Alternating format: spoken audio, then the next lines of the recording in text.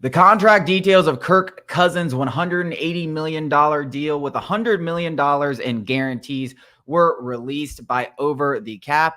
And I think the main sticking points, really, as far as we're concerned today, and this team being good in 2024, is what's his cap hit in 2024? Do we have more money to spend? The Falcons had about $40 million. They can obviously add more room to that. But if you look at Kirk Cousins' annual average value, it's $45 million. So if it was $45 million, they wouldn't have a lot of money to spend. Alex, I know you wrote about it earlier today on the site. Go check it out for full details at sportstalkatl.com. But I believe it was something like $27 million this year. So $25 million this year. These are cap hits. So the cap hits that are, what's on the actual books, what he's accounting for.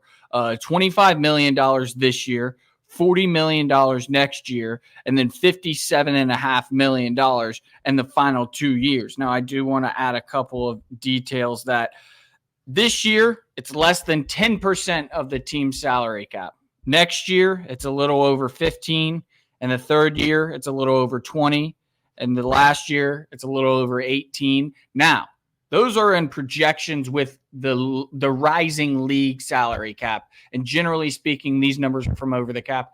They go with modest projections, just like we saw a couple weeks ago where the league salary cap was officially announced, and it was much higher than a lot of teams anticipated. So that these numbers are going to look even better as the revenue in the league continues to rise, because that's all it does. The NFL is king. It's like this. It's not even like this. It's going to exponentially continue to rise, which is great for the Falcons, because at some point, the chickens are going to come home to roost. You got to pay Kirk Cousins at some point a lot of money in terms of a cap hit.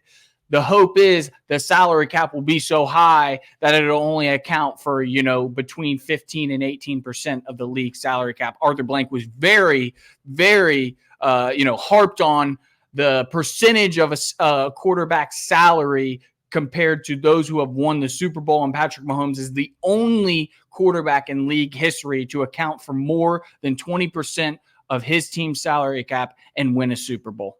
Yeah, I mean, listen, I'm really focused on that $27 million, because I'm not a guy that needs to get into what's going to happen in 26, 27, 28. That's a future Alex problem. Yeah, we'll talk about that in a show a year from now. Yeah. Like, it's like right now, today, $25 million cap hit. Now, thinking about that, we probably have about $20 million without making any more moves. But then restructures, inevitable cuts, you're going to save, maybe another $20 million. So now you're right back up to that $45 million.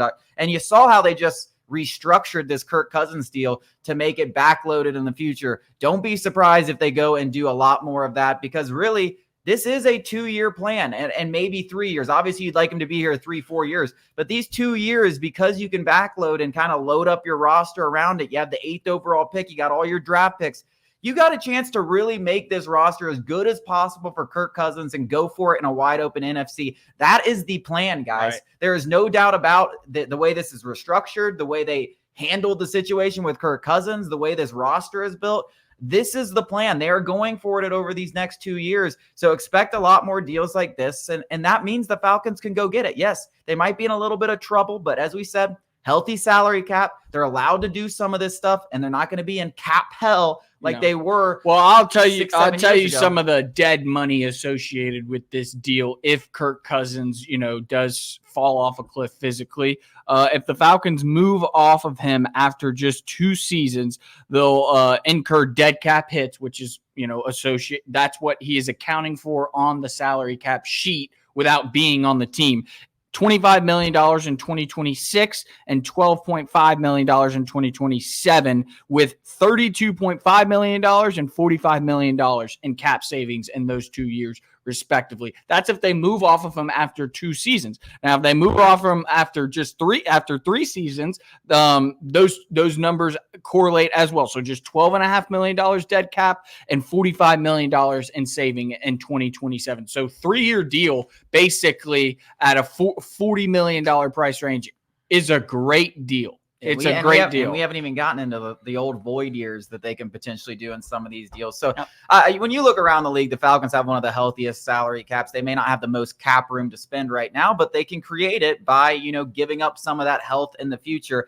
And it's exciting because they really are. And this is just the beginning. Like this show is going to air at 9 o'clock, 10 o'clock. there may be more moves by the time we're recording. Well, I'll go ahead and tell you right now, there will be one move. And we don't have to when are we going to cut somebody? When are we going to restructure? It's fine. It doesn't have to be right now. It can just be when necessary. So a free agent deal comes up, the Falcons say, we need a little breathing room. Taylor Heineke, thank you for what you've done for us, but we no longer need your services. $7 million saved this year. Right then and there, we need a little bit more. Grady, Jake Matthews, Jesse Bates, David Onyemata, Caden Ellis, all these big contracts that the Falcons gave out last year and the year prior, restructure. Now you've got $40 million extra to play with. And the good news is you can feel confident about restructuring a lot of those guys are here. Those guys have played fantastic. And they're here. If one of them have played really poorly, you might be like, I can't restructure this deal, because then you're guaranteeing him to be here. Right. But coming up after the break, Spencer Strider,